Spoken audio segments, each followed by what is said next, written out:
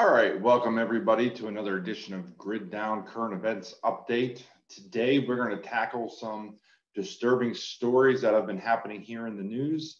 And a lot of times I'll cover stories that have a lot to do with the Grid Down event, EMP, and solar flares, cyber attacks, quantum computing.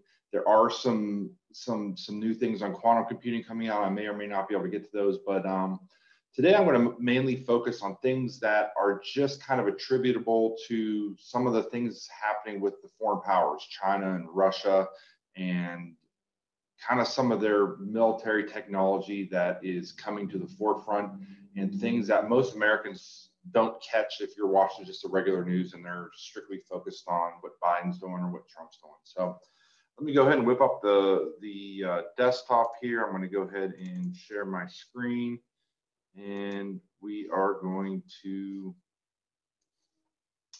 get started here.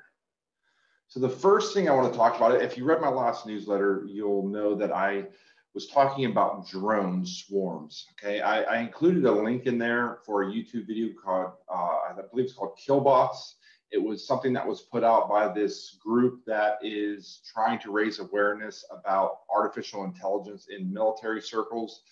It is a story of how a terrorist organization sends a swarm of drones into a Capitol building or into a university, and they go and they use facial recognition on these drones. The drones can talk to each other, they can target individual people, and it'll just fly and literally crash into the person's head, and it's got a little tiny nickel-sized piece of C4 on there, and they can just kill people, right? And that came out about 4 years ago, and I remember it, trended on Twitter for a couple days, and then it went away. But it's really kind of a stark and a kind of terrifying idea of where artificial intelligence and military technology and where this is all heading, right? And it was a fictional account, and it was like, okay, this is fiction, even though the technology to use drones to track humans and to use drone swarms, which means that you have a whole bunch of drones flying and they can talk to one another and communicate electronically and track groups of people based on age, ethnicity, by their retinal scan and their facial recognition. And it was kind of a scary thing, but it was also something that was kind of over in the ether. And in the last newsletter, I talked about how Libya and Turkey are kind of Turkey's kind of on the forefront of developing these drone swarms in the Middle East. And Libya was the first one to use a drone swarm in a battle, and they used it to defeat, I forget who they were fighting now. It's been a while since I read the story.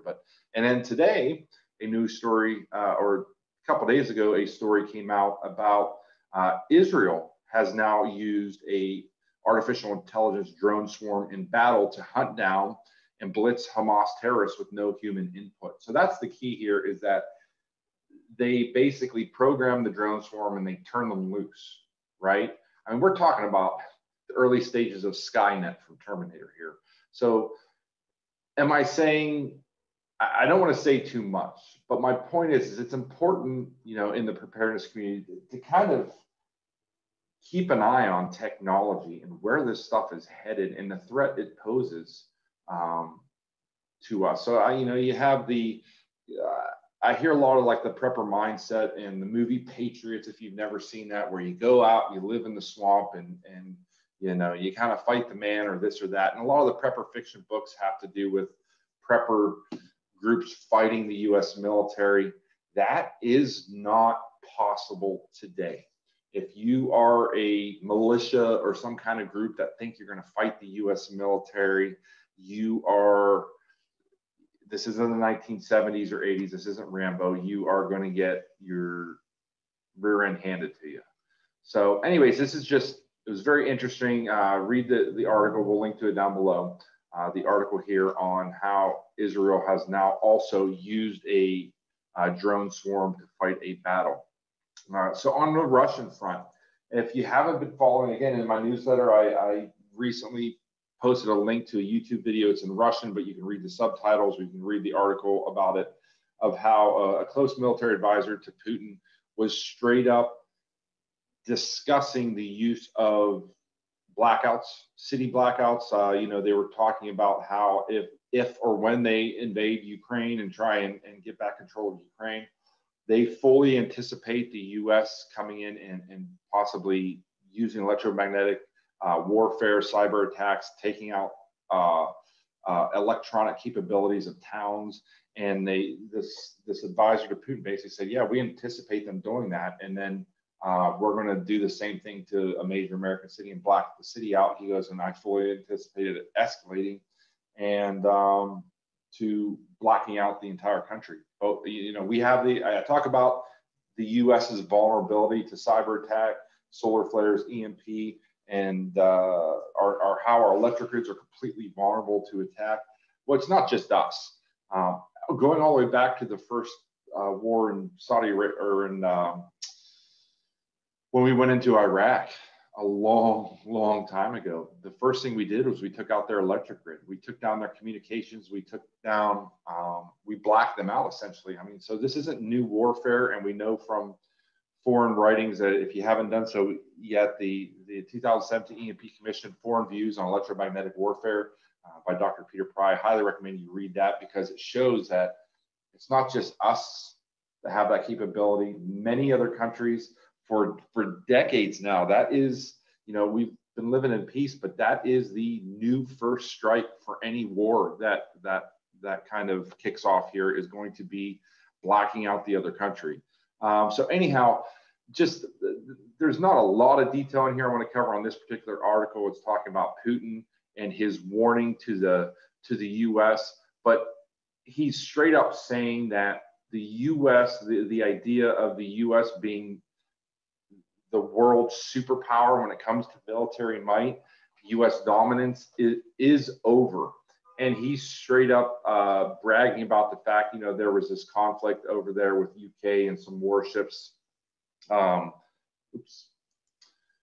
you know, there was this British warship that he was basically bragging that, you know, we could have taken this thing out and they would have done nothing about it, because you can't. The U.S. military is not, he added that those who are doing this know they couldn't be the winners in this war. So this is just telling of Putin's mental state, and it's actually true.